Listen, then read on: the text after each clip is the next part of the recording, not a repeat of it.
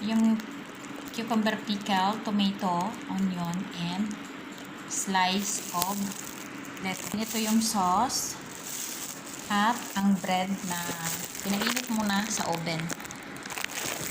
So, una, lalagay muna natin yung sauce. Spread lang natin yung sauce.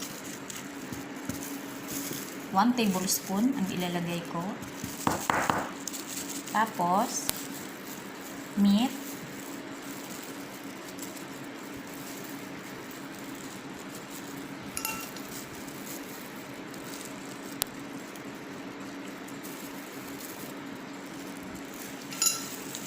And the pickle.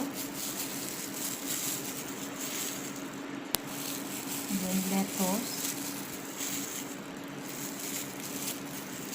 Tomato. And onion. Ayan. Irap lang natin, guys. Ganyan lang siya.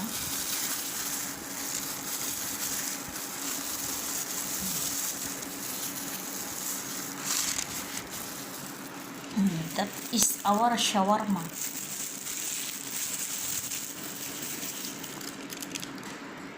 So, thank you for watching, guys. Sana nagustuhan nyo aking video. Kung nagustuhan nyo, please subscribe.